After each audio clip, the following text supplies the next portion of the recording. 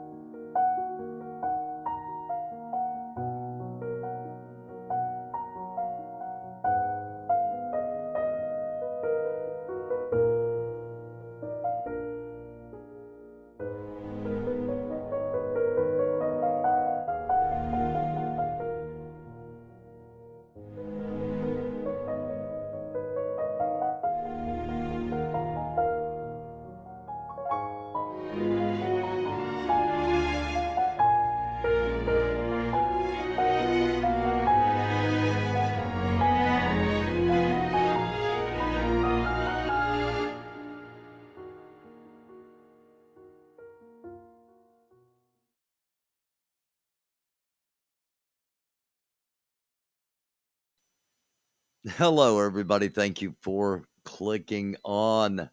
It is Doofus After Dark for this particular Thursday, 11:02 p.m.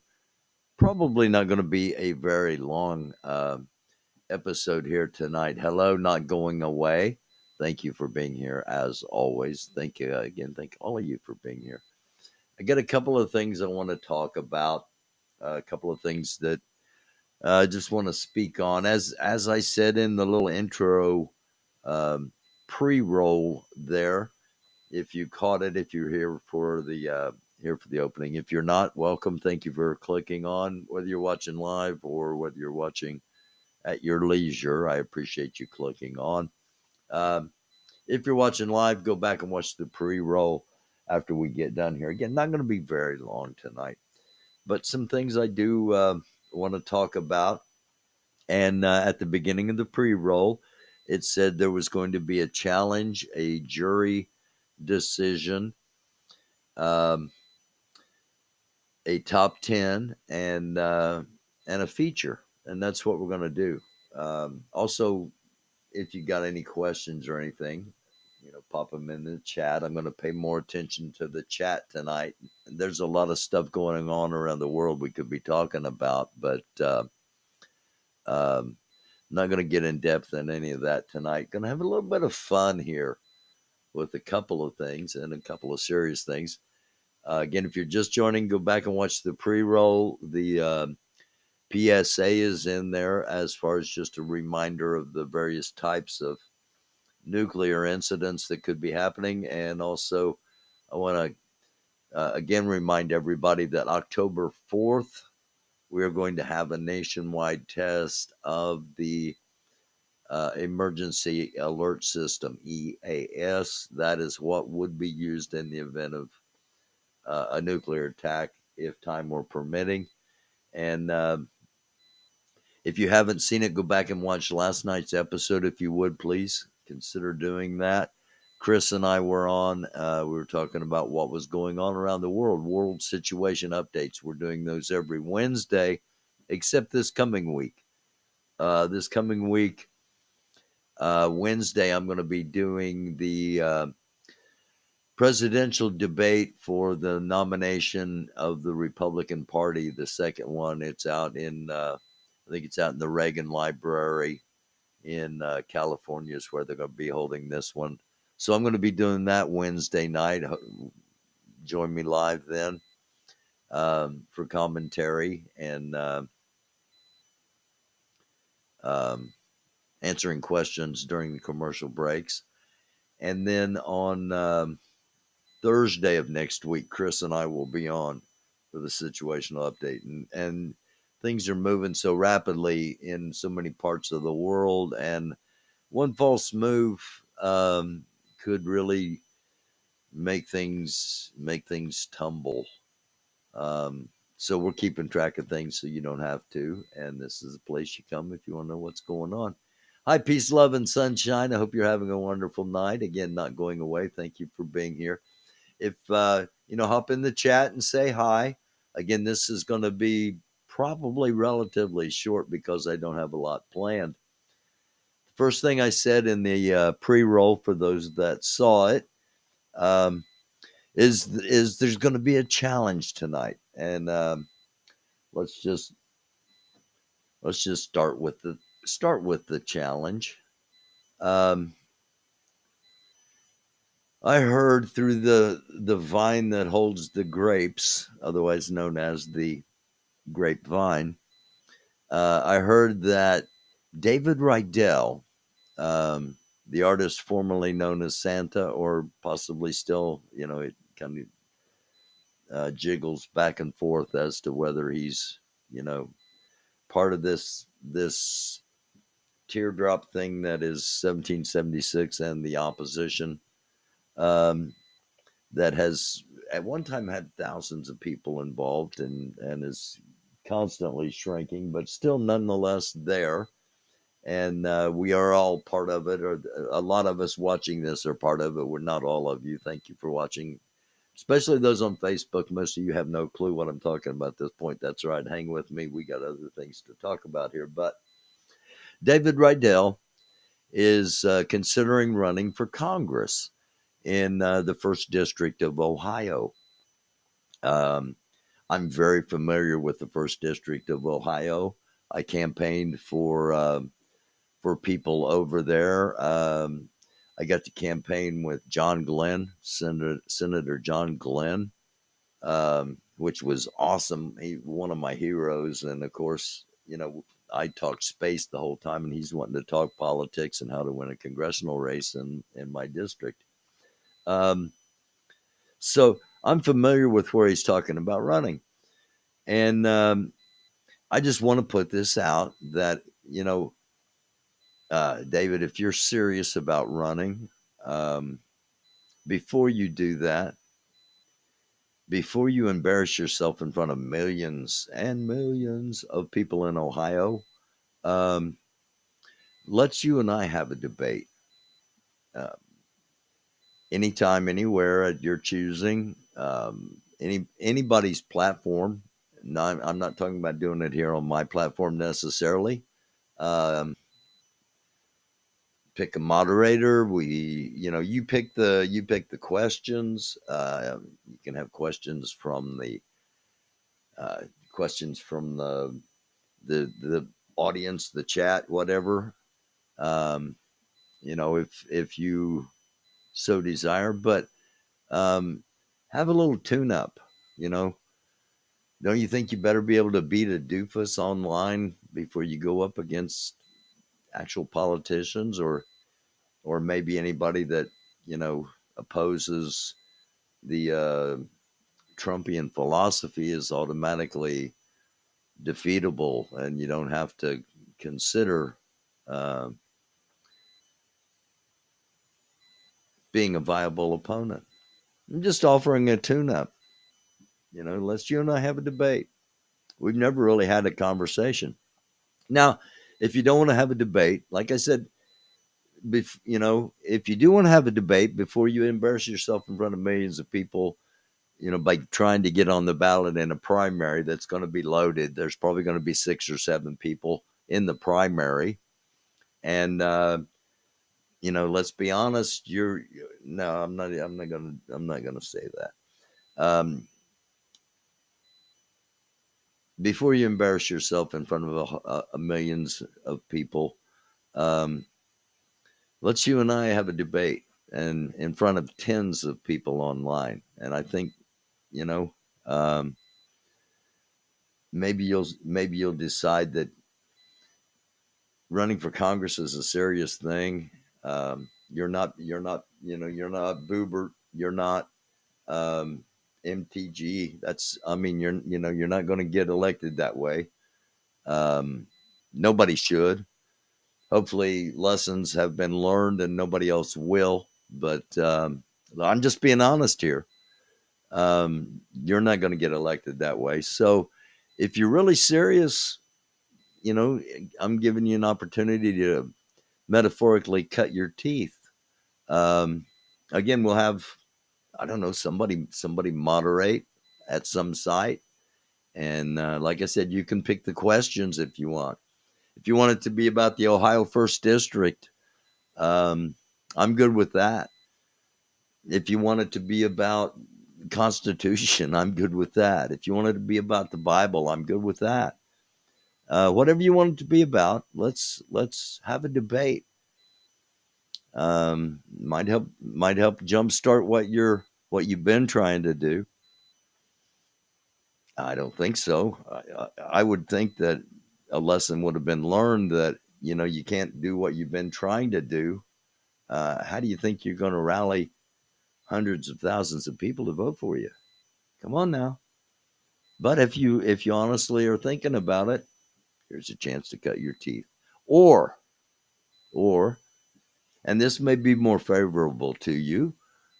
You come on here and do an interview, and there won't be any debating. I'll just ask questions and you answer them. A lot of people have a lot of questions, so that's the challenge. And I don't know. Maybe it's a horrible idea. Maybe everybody would no. Maybe nobody would watch it. As I said, I think tens of people would watch. Um, and who moderates? I don't care. Within limits. Um, can we entitle it? Can you be the doofus? Sure we can, Telly. And hello, Telly. I agree, doofus. I'll mod it. I don't know necessarily if he would agree to that. I'm okay. Like I said, I don't care. Hello to the Voodoo Unicorn as well. But yeah, so I don't. Maybe he won't. Maybe he'll. More than likely, somebody I would think would get this to somebody. Would get this to somebody that would get it to him, and be a real good idea to think about. Giving it a shot at a time where there would be very little consequences. Um, and I'd like to do it. I think it'd be fun. I'd enjoy the heck out of it. Even if nobody, even if nobody else cares, I think it would be a blast. So maybe you want to do the interview thing. That would be a lot easier and simpler. And I'll tell you what, I'll send you the questions ahead of time. Not all of them, maybe, but I'll send you some of the questions ahead of time. So that is the challenge part of this episode. The second part of this episode is the top 10.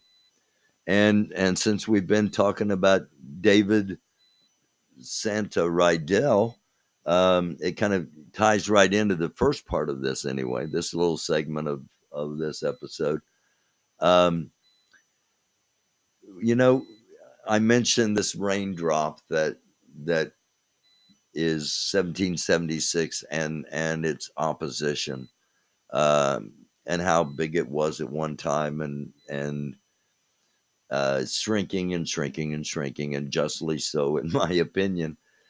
But there are still people that are, it's still one of the best shows in town in many ways, and at many times, not on a consistent basis like it was, not even close to like it was, but at points, still very much a source of entertainment for many. And for those of you that it is such a source of entertainment for, we're going to do the second Doofy Awards.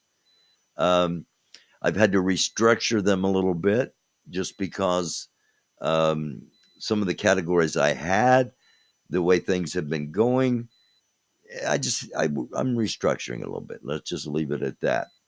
So tonight I'm announcing two categories. And after I'm done here, I'll hop over to the community page and put vote here in a post. And where you see vote here, that's where you put your answers to what I'm about to ask. So we're going to have, I want a top 10 list. Okay, I'm going to have 4, maybe 5, depending on how long I want the awards episode to go, and what other ideas people contribute or don't. What the interest level is, basically. If there's not a whole lot of interest, they're going to put a whole lot into it. If there's a huge amount of interest, we'll do it upright this time, with apologies to production of the first one. Not saying it's going to be a whole lot better, but we'll try. So the first top 10 list is the top 10 most influential characters in the 1776 Restoration Movement and opposition, um, drama, crap cacophony, poo production, shit show, whatever terms, because it's been a lot of things. And this is kind of an homage to the past almost 2 years. The top 10 most influential characters. Some names automatically jump out when I myself first considered doing this. Some names automatically jumped out. There's a few from one side and a few from another side that I can almost guarantee are going to be on the list. And I will not be the only one counting votes, just so that there's um, no hint of impropriety in the vote count. So that's our first one. And again, I'll hop over to the community page. You can discuss it if you so desire. Hey, Mater, it has been a minute. Welcome. Thank you for being here. Guy Bassett as well. Did I miss Guy Bassett? Guy, if I did, I apologize, because I saw you there with Telescope, and then I think my eyes jumped up to the unicorn, and I missed you, or missed saying hi to you. If I did, I apologize. Anyway, top 10, the top 10 most influential characters from when 1776 was announced to the present time. Again, I personally think there will be half a dozen out of the 10, 3 from each side, that I can almost guarantee will make this list. Now, like I said, I'm going to have 4 or 5 categories, and depending on how long and what I want to do with the final, with the award show, because instead of having just one winner out of the 10, we're going to do Mount Rushmores. The Mount Rushmore of this, the ultimate 4 most influential characters, whoever that vote turns out to be. Before we get to 4, we got to get to 10. So I hope you will actually, y'all don't mind, I hope, but I'm going to talk. I'm going to open up my YouTube here. I hope you don't mind while I talk and work in the background at the same time. And I will try to. Yeah, I hope you didn't hear that. Um, okay. The top 10 most influential characters. The second, I'm going to put it up now so that people can go vote. The second category that we're going to get, the top 10, and there, I got the vote here. It's the vote here tab or post is up on the community page, on my community page, American Dufus Channel community page. And you can vote for you can do it however you want. If you want to do 10 separate votes, 10 separate posts. If you want to vote all 10 in one post. If you don't want to vote for 10, however you want to do it. And the second one, you can do it the same spot, because the second one is the top 10 most memorable quotes, one-liners, the most memorable quips, the most memorable little segments of vocabulary that came out of people's mouths that still resonate today. Um, one of the first that came to mind was "run, run, run." Um, so that's what the second category is about.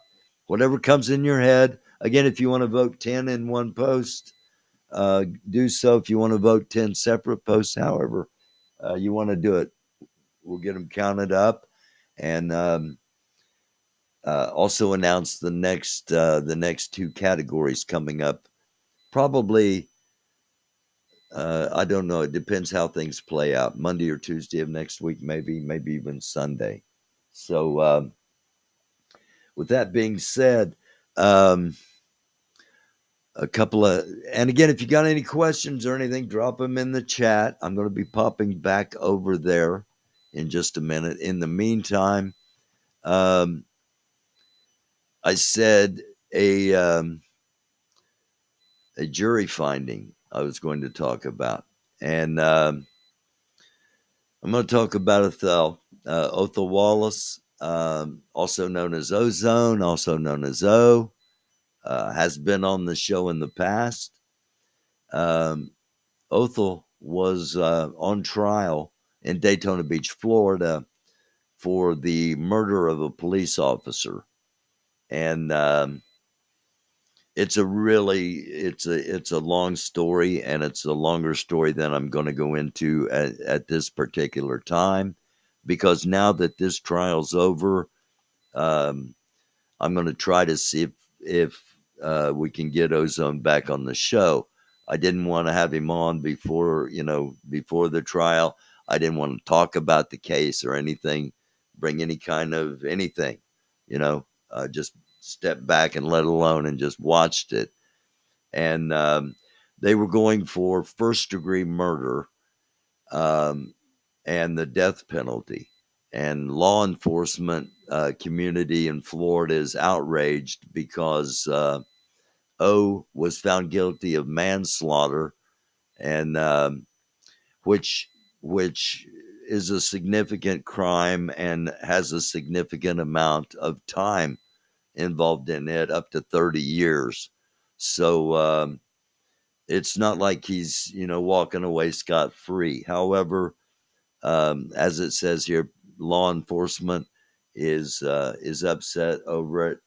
I understand they are. It's it's law enforcement, um, and it's one of their own, and they think that they have immunity for anything and everything, and can do whatever they want because of the power and position they hold and have, and the power and position they oftentimes abuse. And it's always been my personal opinion that um, had that officer not walked up to the vehicle that night, and there was no reason to walk up to that vehicle, had he not done so, he would not have he would not have lost his life that night. He'd still probably be surfing on his days off the out in the Atlantic Ocean at Daytona Beach. Beautiful beach, beautiful area. At least it used to be. I haven't been there in a while. Anyway, off the story. So that's the jury verdict. Probably as good as could be expected, uh, with the situation and everything that surrounds it. So again, I'm gonna, now that it's all over, I'll reach back out to Othel in a couple of weeks and see if we can't get an episode taped, um, with him on the show.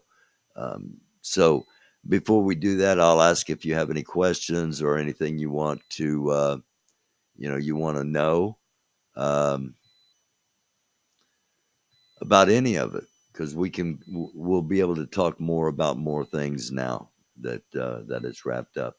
Um, yes, Sandy, it should be there now. Um, it should be up on the community page now. Guy says Sandy, it's on his community page. Okay, cool. Thank you, Guy. And Sandy, thank you for being here. Thank you all for being here again, everybody. And so, um, a couple of things that before I've got an 8 minute. Actually, I wanted to be done at 22 minutes. I'm already at 25. I was trying to do a half hour thing because the YouTube tells you you'll get a whole lot more viewers if you can keep it compact. I have trouble with that. What can I say? I'm me. Um, a couple of things that I wanted to talk about that that I don't have slides for. I've got an 8 minute feature thing here on. Well, I'll tell you what it's on here in just a minute. One thing I want to say publicly: the truth is the enemy of the lie. I was asked earlier today in a phone call, why are people so afraid of the truth? And I didn't have an immediate answer. I was like, man, that's a great question, because people are afraid of the truth because it usually they're afraid it's going to expose something about themselves in many situations. And so this is my saying: the truth is the enemy of the lie, and that's what's going to be engraved in granite in Washington D.C. if we don't get nuked with my name under it. So that's going to be my statement that goes down in history. The truth is the enemy of the lie. September 21st, 2023, and you can go ahead and hashtag it if you want and start spreading it around. Again, I said we're going to have some fun tonight. All right. The other thing I got emails about, and the reason I'm doing the feature I'm going to do is because I got some emails on it. I get some emails. What do you think about the Fetterman situation?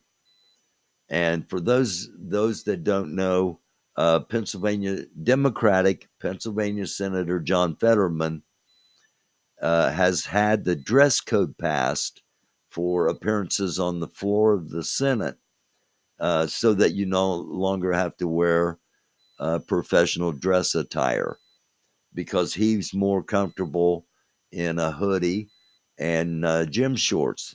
And it's created a situation. A lot of people are discussing. A lot of people are like, I don't give a crap if he's a good senator. I don't care what he wears. The other side of the coin is, shouldn't there be some places where there is decorum? Shouldn't there be some places where there is an attempt to, at least, if you're pretending anyway, try to perpetuate the concept of civility, and that monumental decisions get made here, and serious people make them, and we understand the magnitude of what we're trying to do, and we dress in that manner. So there's two sides of it. So instead of just saying, okay, it was brought up to me earlier, which is worse? So I'm going to approach it this way. Which is worse? Fetterman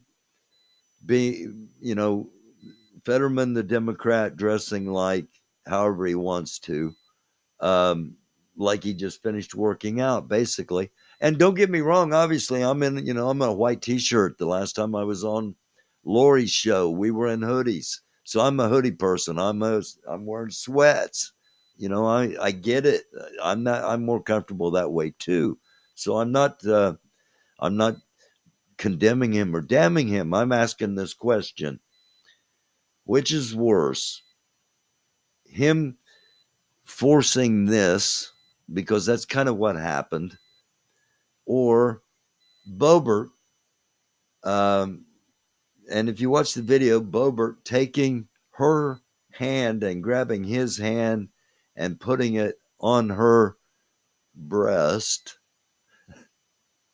as she had her hand, then she had one hand on his Jimmy John already, and put the other hand up on, took his hand and put his hand on her breast, then took her other hand and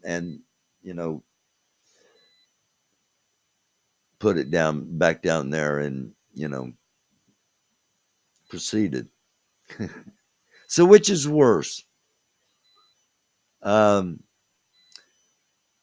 keep in mind, in the case of Boebert, she was with a Democrat, and Democrat guys, Democrat guys we've got these pheromones that just drive women crazy. What can you say? Bill Clinton, come on, John F. Kennedy. I mean, hey, so maybe none of it was her fault. Maybe she just was overcome because she was with a real, manly democratic man kind of person, and it just overwhelmed her with the pheromones. I don't know. Just something to think about on a Thursday night. Never date a leftist nowadays, will always be a setup. Lauren B says, no, he started it. Okay. You're welcome, Sandy. Hello, Pat Tolliver. Thank you for looking in. Boebert was having a public groping. Hi, Laurie Arnold. Boebert was having a public groping session at a public with kids theater. The theater, the theater. What are we doing at the theater? The smoke was because of smoke on the stage, and I'm not really out here in Colorado vaping this weed in public as a congressperson and getting fondled and then saying, I'm a little eccentric. I'm on the cutting edge of things. To me, that takes the cake. That one, because Fetterman, if it turns out to be an incredibly bad mistake, which I think it could be, it's going to be an election issue, and you didn't win by much. So, 6 years is not a long time. If you're Senate, you get elected to the Senate, you're there for 6 years. So he's there for another 5 years. But if he's in a hoodie and I don't know, maybe Lindsey Graham will be there in a dress, and it'll take the focus off him being there in a hoodie. And as far as that Lindsey Graham comment, this is one of those, if you know, you know. All right. All right. Those are the two things. All right. The truth is the enemy of the lie. And I said that quote earlier today. It's going to be in granite someday in Washington, D.C. with my name underneath it, as a comment that changed the world. Because it just, right there, we pulled back the curtain on a whole bunch of things in that one little statement. That personally, that is my top 10 one-liner. Again, having some fun because we're going to end with a little serious thing. And on my community page right now, on my channel, on the community page, there's a post that says vote here. Go and vote for your top 10 most influential personalities of the from the beginning of the 1776 Restoration Movement till present day, of the people that were part of the movement and part of the opposition. And this is open to, you can, whoever you personally think was influential. If it's a chatter, if it's a streamer, if it's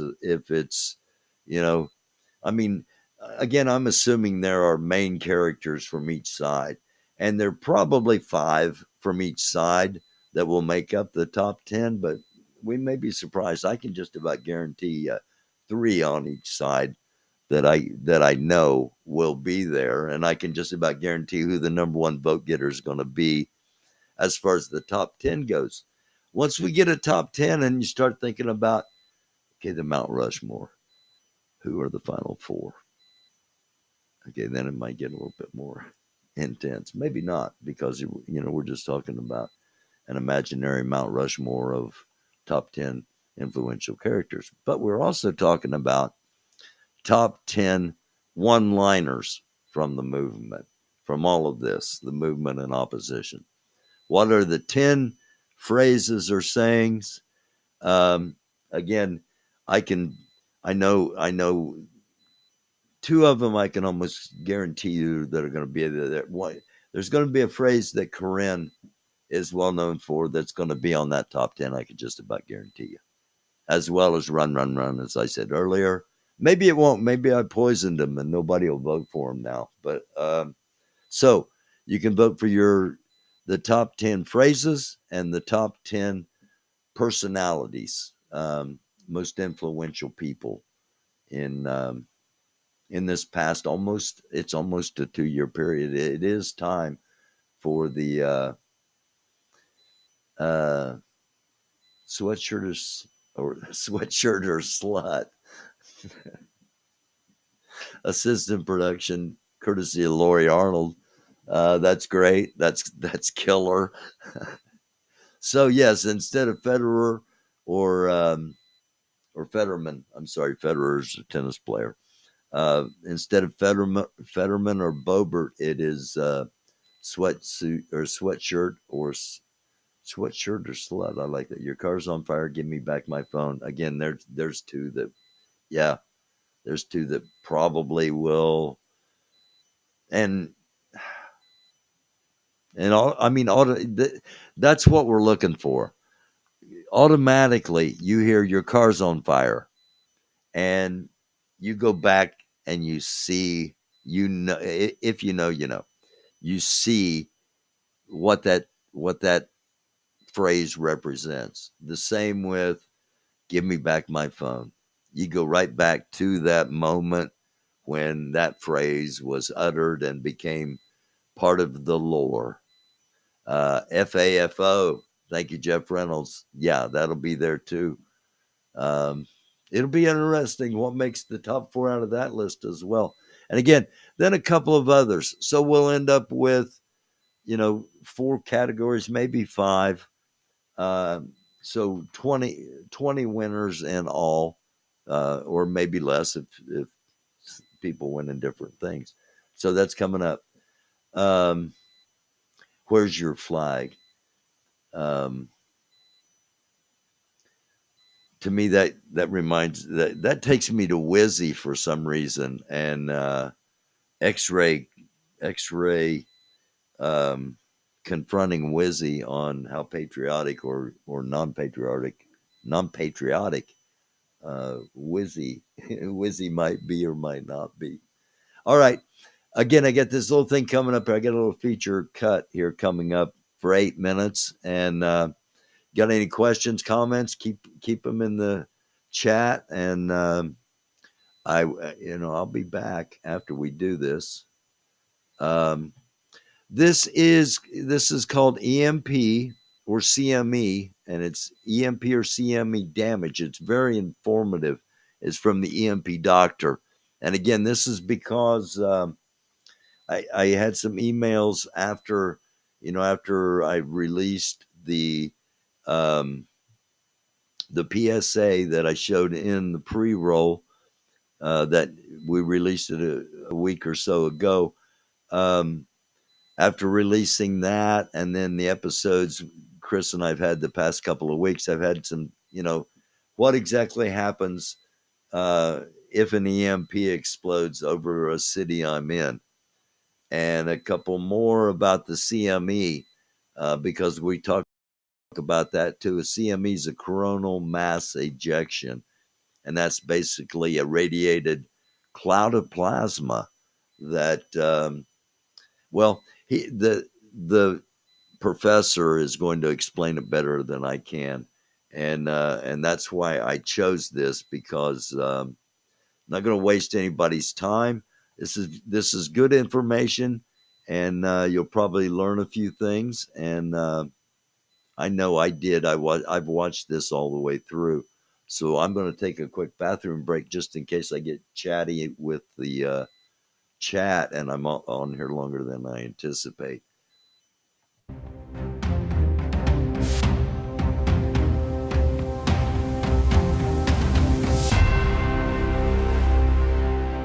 All right, so today I'm going to talk about what might actually be damaged by either a solar coronal mass ejection or a high altitude nuclear EMP. And once again, I tried to contrast them so people can understand the differences of these two threats. So the first thing to know is both of them can cause extensive damage and can certainly disrupt the country and our infrastructures, and we'll see that here. So we're going to start with the CME first because it's a little bit simpler. So again, refer to the previous video, but a CME is a coronal mass ejection that comes out from the sun. They happen off and on all the time. It's only a matter of time before a very large CME affects the Earth. All right, it's a certainty. It's not a if, but just a when.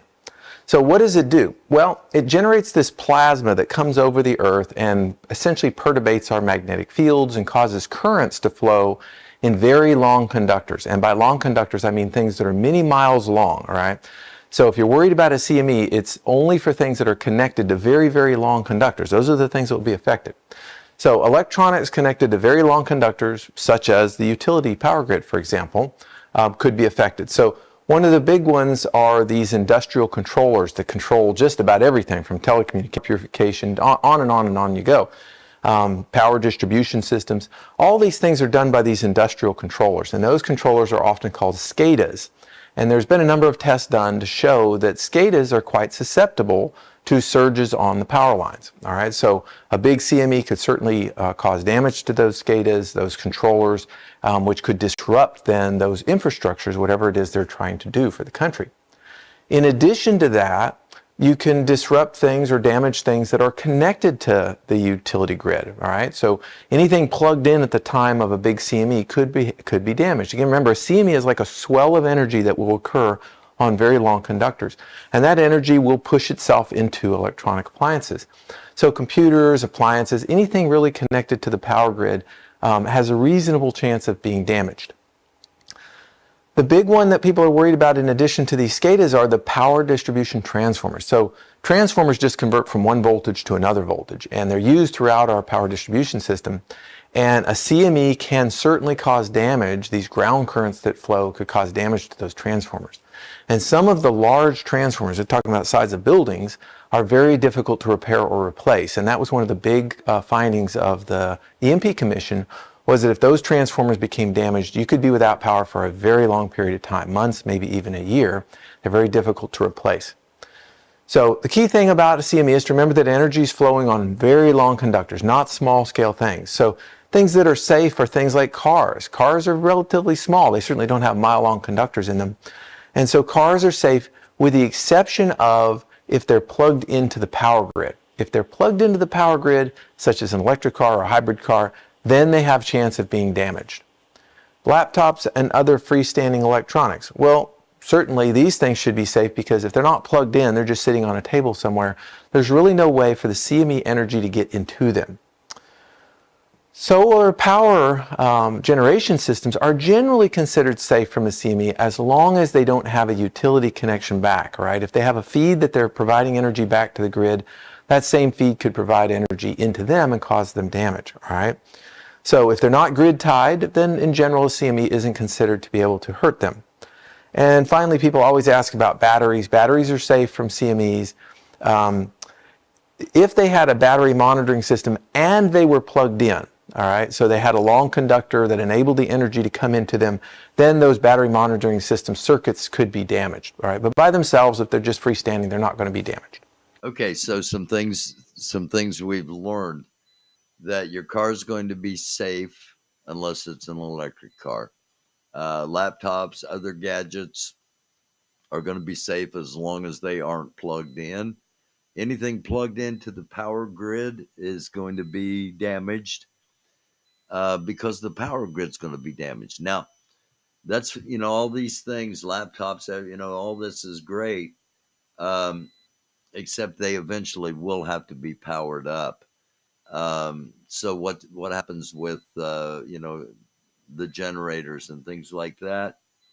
Um, this is a CME. This is a coronal mass ejection. This comes from the sun. We have absolutely no defense against it. As he said earlier, it's not a matter of um, if this were to happen, it's a matter of when this does happen. So if we do get warning that that something major is incoming, if it's incoming, um, keep all this information in mind and take necessary steps to save what you can and hope for the best, because um, it's a potentially devastating situation. Not as devastating as a nuclear EMP, as we're about to find out. All right, so that's the CME. Let's talk about the EMP. Now, for an EMP, what we're talking about is a high altitude nuclear generated EMP. That means you detonate a warhead way up in the atmosphere, hundreds of miles, detonates it, causes this giant gamma burst that comes down, ionizes air molecules, a bunch of current flows, and all kinds of things are affected by that electrical energy. So it's very similar to the CME in that there's a component of the EMP that does couple into very long conductors, just like that. So all those things that we just talked about being affected would also be affected by an EMP. All right, so I'm not going to rewrite those, but those same SCADAs, the power transformers and so forth could all be affected. Plus, to make it worse, it can also affect small electronics. All right, so for example, freestanding electronics with solid state circuits. These could be things like phones and radios and laptops. Your vehicles could be damaged as well. So things like cars and trucks and boats and airplanes could all be affected by an EMP where they would not be by a solar CME. And then medical devices. And a lot of people worry about, let's say, like a pacemaker or hearing aids, the things that keep them functioning. And yes, those could be damaged. Those are pretty modern electronics that could be damaged. So hearing aids, pacemakers, insulin pumps, any kind of electronic-y device, medical or otherwise, could certainly be damaged by this EMP energy. Electro-optics. So if you have like a red dot on a rifle, people wonder, could that be damaged? It's not likely. They're pretty small scale and they're pretty ruggedized in metal housings, but it's certainly possible. It's one reason I wrap mine up in conductive cloth. Even while it's on the rifle, I just wrap it up. Multimeters or electronic tools and test equipment, also, those could be damaged, all right? So if you're counting on those to be used to debug things, you should put them in a Faraday cage or some protective enclosure. Portable power backup systems. So these are the small generators that are, everybody has nowadays. Some of them have little solar panels that fold out, but some of them are just battery operated systems. Those could certainly be damaged as well, which is why I recommend things like the trap or conductive cloth to cover them up. Solar power generation systems, even if they don't have a utility grid connection, they could still be damaged by an EMP. All right, the panels themselves are unlikely to be damaged until you hook up the long conductors. But once you hook up the long conductors, it's possible. And the inverters could also be damaged. So there's certainly things that could be damaged by those. And I've talked about how you might protect your solar power generation systems. So what's safe? Well, not a whole heck of a lot. Heavy duty motors and generators, things that don't have any solid state electronics in them. All right, just really heavy duty things with just big coils of wire. They're not going to be affected. Batteries, again, batteries are safe, standard alkaline batteries are safe. If they have a battery monitoring system, this battery management system could be affected by the EMP. So it could cause damage to some sophisticated, let's say, lithium ion batteries that had a charging control system in them. Things without solid state electronics, all right? So anything that's really old and doesn't have modern electronics in it is much less likely to be affected, all right? That's because the gate dimensions on those transistors and those devices are much, much larger. And so old cars, for example, while they did have controllers, they weren't based on these really fast, tiny microelectronics that we have in today's cars, all right? So those kinds of things would be relatively safe, all right? So a lot of stuff can be damaged, which is why we try and take protections and precautions to safeguard our equipment. There we go. All right. Again, this is kind of in response to some, no, cancel. All right, there we go. Sorry. It's trying to get me to leave the site. So there we go. The difference between a CME and a EMP. CME is going to be natural. It's going to be coming from the sun, taking advantage of the weakened magnetic spheres, the polar migrations at the least, if not reversals that are occurring. Again, that's a matter of when it happens, not if. It could be 100 years. It could be tomorrow. The EMP, the electromagnetic pulse, while many countries are working on large scale devices, by large scale I mean to release large scale EMPs, the most likely source of an EMP is going to be through an airburst nuclear weapon, as was discussed in that brief little feature tonight, and as we talked about in the PSA, and as we talked about in the past, and we'll continue to talk about, because for those living in a city, if you're aware that happens, again, depending on how far you are away from ground zero, where that place is that is just absolutely totally obliterated.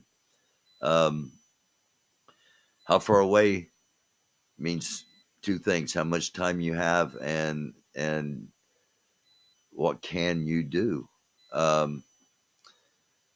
We don't prepare anymore, and that's why I'm doing these things and talking about the potential dangers, because as a country, we quit preparing for any kind of nuclear conflict back in the Cold War, when the Cold War ended, post World War II.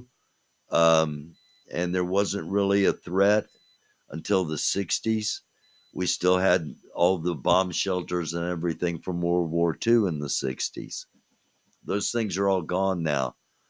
The only preparations are for the upper class, for the rich, for the continuation of government kind of people, and the manifestation of wealth kind of people. If you don't know what I'm talking about, we're not in that class. There aren't a lot of preparations for people like us. That's one of the reasons I'm doing this, so that people like us that want to know what's going on have a spot to come and try to find out what's going on. So, kind of like those balloons Biden let float all over the United States. Actually, thank you for mentioning that. That's one of the things that in a normal episode I would have brought up that happened today. 4 fighter jets from Ohio Air Base were over Michigan, and potentially looking at something that might have invaded our airspace. It's happened quite often. It happens a lot. Those that watch the show on a regular basis, first of all, thank you for doing so. And second of all, you know that there have been doomsday planes in the air. There are today as well. We've had sub hunters, specifically designed aircraft that detect enemy submarines. Had them around the Gulf of Mexico, off of both coasts. The tensions are high. The military is at a heightened state of alert.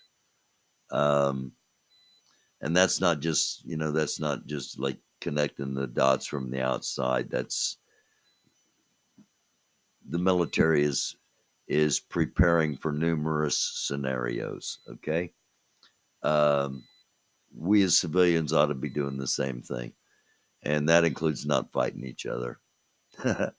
But so, with all that being said, what I wanted to do, a half-hour show, it's going to end up being an hour show. So that's what happens when I get involved. Things end up going longer than anticipated.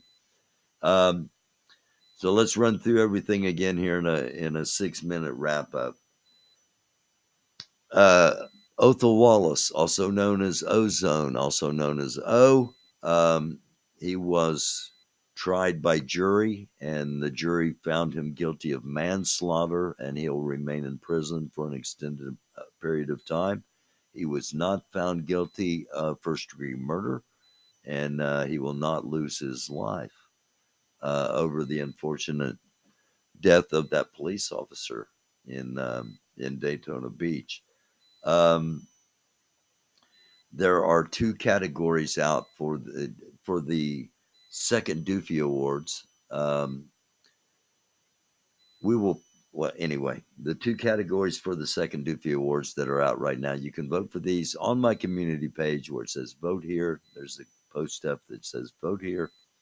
The top 10, when you think of the 1776 Restoration Movement and those in opposition, the first 10 people that come into your head, chances are those are 10 of, if not the 10 most influential people. Pardon me. Pardon me. And that's the first list we're going to. Second list is top 10 sayings. Top 10 sayings, top 10 one-liners, top 10 quips, whatever term you choose. The phrases that come into your head when you think of this again, this almost 2-year period now. Second Doofy Awards will be coming soon. So, and I've said that in the past. It's just been delayed because things have happened. But we got new categories, and it's going to be a fun night for those that are still involved, and a fun look back for those that are no longer involved but would like to have a fun look back. So the 10 phrases that pop in your mind. Where's my phone? My car's your car's on fire. Run, run, run. A song by Corinne. There are a lot of phrases that come to mind. Try to pick 10, and those will probably be a pretty good guesstimation of what the top 10 of each one of those will be, and then we'll announce a couple other categories coming up. And then our feature, of course, with the EMPs, CMEs, the differences between the two, and the impacts. You might think, okay, it's just, there's something coming from the sun, big deal. It's happened before. It has happened before. And there was only telegraph. That was the only way of communicating back then. And it has happened, and it set all the telegraph wires on fire, many of the telegraph poles on fire. Telegraph equipment was running on its own with no one manning it. The currents were so strong it was making the equipment work on its own. So it has happened in the past, and we're technologically dependent, and we would lose some power grids. Hopefully, it wouldn't be a total loss across the country, and the places that still had power would be able to help out our fellow U.S. citizens in places where they didn't have power, which is a topic we need to discuss. What happens if something happens to the citizens of one state? How neighborly is the United States going to be to itself if we have events that cripple one area or make one area uninhabitable? Would the states open their arms to those from states that were no longer habitable? It's something to think about. Texas grid is independent. I don't know if that's good or bad. Plague is definitely going to be what takes us out. Could be right. Peace, love, sunshine. The rapture will take a lot of people out. Plague, war, bombing, etc. Yeah, these are the good old days. Let's enjoy the times we have, and that includes taking part in the Doofy Awards. And the final thing in our wrap up here, as I just hit the 1 hour mark. I put out a challenge to David Riddell just because I heard a rumor he was thinking about running for Congress.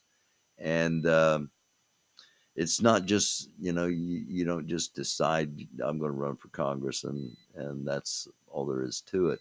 A lot involved in it, and I'm giving him a chance to kind of cut his teeth. Challenged him to a debate if he's serious about running for Congress. And I'm going to give him every advantage possible. He can pick what platform it's on, what the topics are, what the questions are. Within reason, who the moderator is. So just, let him cut his teeth. And also, since I think that might be dangerous because, well, I just think it would be dangerous for him to do, but I hope he sees that, I'm just a doofus online, so let's give it a shot. I think it'd be fun. I really do. I think it'd be a good time. But if you don't want to do that and you are going to run for Congress, come on the show and I'll do an interview with you. We'll have a conversation like I have with so many other people. A lot of people want to know a lot of things, and before you decide, consider how serious running for Congress should be. Again, because you're not Boebert, you're not Marjorie Taylor Greene. Anyway, it's out there, and I hope to hear back from you, Mr. Riddell, and hope we set something up here and we talk real soon.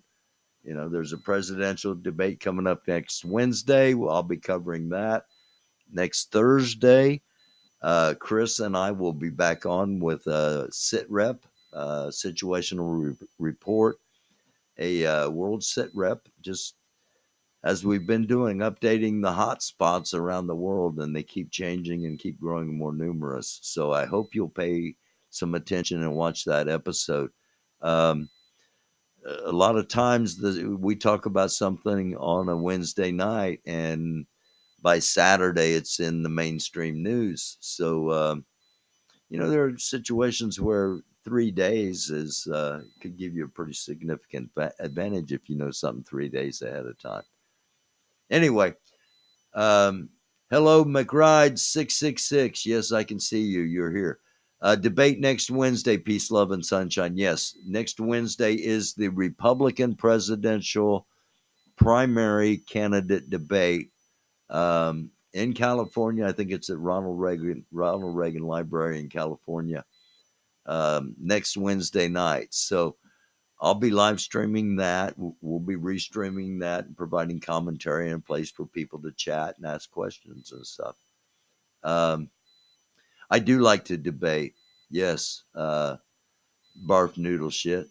I do, especially politics. And am I excited for the president? I assume, McBride, you're talking about the presidential debate. It is, it's entertainment. It makes for good content for me because I'm a political person. I won't watch. I don't see anyone that interests me yet. I get that, Lynn Smith. That's all right. Like debate. Just got to be in a circus to get in Congress. Lots of clowns in there. Oh, barf noodle, man. I haven't been fishing for a long time. I do like to fish. We have talked about fishing. My friend Melvis, who's on here, sometimes he's been on here in the past. And I was going to call him tonight because I forgot about it. I was watching a documentary on the recording studios in Muscle Shoals, Louisiana, or Muscle Shoals, Alabama. And I was going to ask him when he was on the road if they ever played in Muscle Shoals. I do have some, hey, Bendar, I do have some good fishing stories, but not tonight. A lot of family members of mine are in Carnival. Please be careful. You who you call a clown disparagingly. Point taken. Um, some people have fear of clowns, and there are some. I'm sorry, but there are some scary clowns, some creepy clowns. There are some incredible clowns that make everybody laugh and smile, and but there are some creepy ones too. But shout out to all the positive clowns. Yeah, clowns that make the world more positive, not not creeps hiding behind clown makeup. All right. Um, I'm afraid of clowns like my ex-wife. Uh, just kidding. If my wife is watching, I know a lot of clowns. Actually, I call them my in-laws. But I need to go to the recording studio and get pictures. Yes, you do. Oh my gosh, yes, please. Um, Bozo the Clown was the best. Good night to you, Mater. Thanks for stopping in. My mother went to clown school in Prague and is considered one of the greatest of her craft. Now, in Europe, in Europe, in Europe there is a much different interpretation and a much different reverence for the art of clowning. So there's a report from the government saying there's 5 super transformers. If 5 were destroyed, it'd take they're serious. Yeah, Eric, they're serious things. You know, if there's a CME, the potential for the power to go out all over the country is definitely there. With an EMP, with numerous EMPs, you can almost guarantee it. Uh, and how might one configure their fishing lure to catch one? Um, barf noodle shit. What a name. That's a killer name. A clownfish. Oh, I see. Think I could describe what a clownfish looks like. Um, Jeez. They don't look like a clown. They're kind of ugly fish. They're I believe they're bottom feeders, and they don't taste well. But you if you're deep sea if you're reef fishing, deep sea reef fishing, and at least on all the boats I've been on, every time I've been out, you're instructed to you're in about 75, 80 feet of water, and you're instructed to let the bait, which is usually squid or a cut up bigger fish, let it drop all the way to the bottom, and then give about 3 or 4 cranks up, and that'll put you into the school of the snapper, the sea bass, the grouper, the more tasty fishies. And if you hit the bottom and you leave it down there too long, there's a chance you catch one of the bottom feeder fish. And if I remember right, those were they're brown and brown and tan, kind of striped and things all over them, and didn't look like a clown and not a pretty fish at all.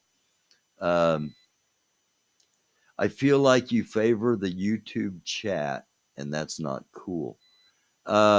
Andrew, I appreciate you saying that. I understand you saying that because tonight I am.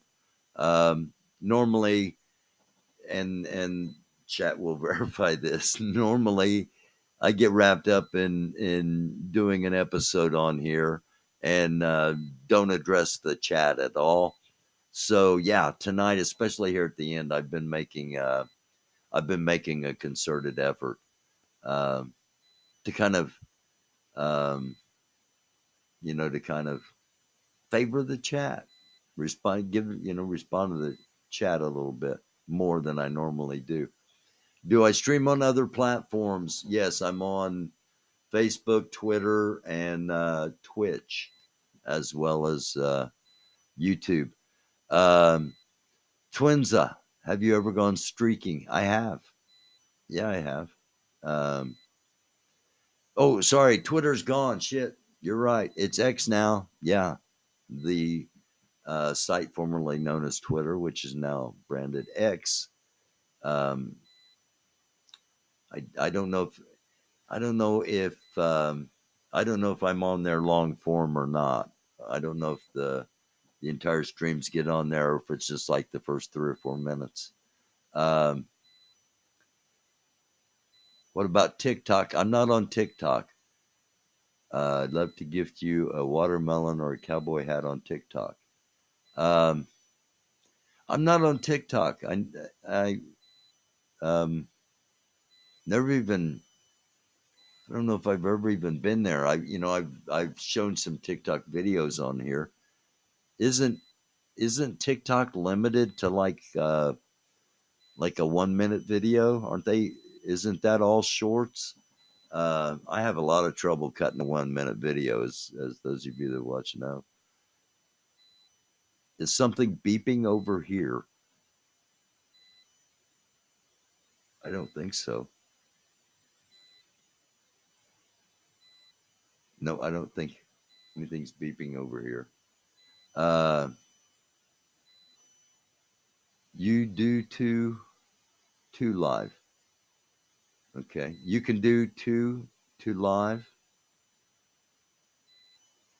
on X. I think my microwave was done. Yeah, might have some popcorn done out there. All right. With all that being, you can do TikTok live. Oh, you can? Okay. All right. Well, I'll look into that if there's viewership over there. Okay.